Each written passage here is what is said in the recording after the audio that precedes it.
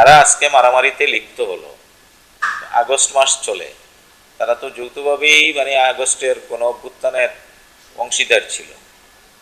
তাহলে আজকে এই দ্বন্দ্বটা এবং মারামারিটা কেন হচ্ছে? এতে কি জুলাইয়ের চেতনা অক্ষুণ্ণ থাকবে, নাকি জুলাইয়ের চেতনা ব্যাহত হবে? এটাও আমাদেরকে খুব সুচিন্তার সাথে আমাদের সিদ্ধান্তে উপনীত হতে হবে। তারপরেও আমি আহ্বান জানাচ্ছি, শিক্ষার্থী কেউ যেন কারো গায়ে হাত না দেয় এবং সবাই যেন শান্ত থাকে। বিষয়টি তলিয়ে দেখার জন্য আমার সামনে কাগজ দেখতে পাচ্ছেন, ইতিমধ্যে আমি 4 সদস্য বিশিষ্ট একটি তদন্ত কমিটি করেছি।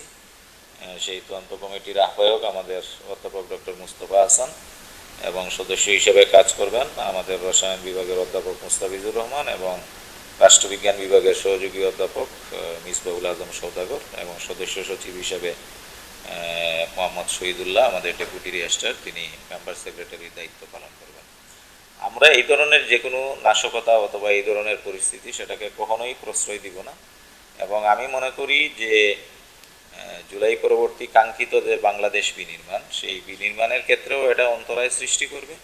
আর আমাদের যে লক্ষ্য, টিম জগন্নাথ আমি স্লোগান দিয়েছি, সবাইকে নিয়ে এগিয়ে যাওয়া, তো সেই ক্ষেত্রে টিমে স্পিরিট নষ্ট হবে।